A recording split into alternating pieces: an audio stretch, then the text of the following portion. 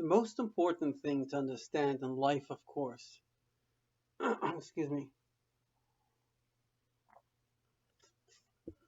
is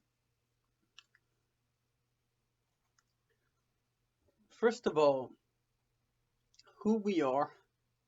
Second of all, why we are. So who we are is we are souls. Now, what is a soul? There are many, many, many explanations on what a soul is. As my father, who's written over 30 books, very great scholar, once said, the simpler a truth is, the more details it has. Take something like love. It's very simple. It's an attraction, but it can be to so many different things. It has so many different ramifications. Take a rock. A rock is just a rock. So the point is that what the soul is, which is part of the infinity of God, you can speak about infinitely. But on a very simple level, the main characteristic of a soul is that it has two major capabilities. And that's the capability of independent thinking.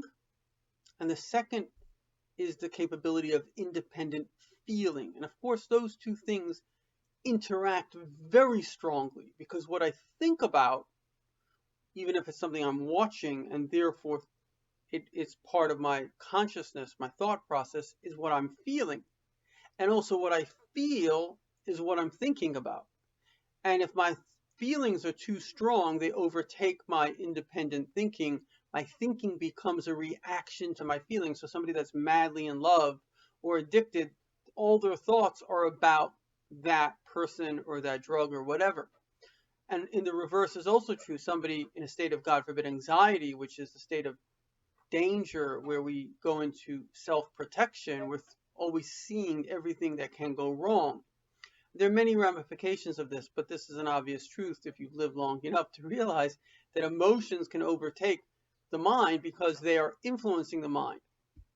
Now, obviously, what it is that we're meant to do is to be a human being, because all animals, very interesting, sometimes people think that animals are stupid. Animals, in many cases, are smarter than us by far. We would say math is a great human ability, but in fact, bees are able to calculate distances to flowers better than supercomputers. So that's pretty amazing, because none of us can do math like supercomputers can. And there are many, many animals, when it comes to kind of calculations, can do them. You know, you see a bird like just about to hit your windshield and it goes out. This morning I was driving a squirrel. I thought, oh my God, I'm going to run it over. But it knew exactly the speed to cross in front of the car. So that takes brain power. You can't do that without a brain. But all of their brain power is based on their instincts, which is a drive for what gives them a biochemical high or away from pain, which in a way is very similar to our instincts. But the difference is that we do have, when we are in a state of safety, basically, and we're not overrun by whether it's lust emotions or love or whatever emotion, or conversely by a negative emotion such as fear, anger, jealousy. So then we're in a rational state. And that's the key. The key is, when you are in a rational state, to figure out what is life about. And in my research, life is many, many things. It's not a simple thing, but one of the very big things of life is that it's about unity. Love, the most important commandment of the Torah, is to love your friend as yourself. And what that really means is, just like you don't want someone to judge you, so if you do something wrong, you don't want them to say, you're such a bad person. You might want them to help you, but you don't want them to demean you. So we're not allowed to demean. And it's very, very interesting, because in the Torah, in the Bible, which is the ethical book, all ethics come from the Bible, whether people realize it or not, the Torah has times that you're meant to kill someone, whether it's because they're a murderer and they, that's the judgment case. I mean, it's not a book which denies evil, but the one thing it does not allow in any circumstance, even God forbid you had to kill someone, you're never allowed to shame them, you're never allowed to demean them. And so this is like the very famous thing many religious have adopted it, but a Gentile once came to Hillel.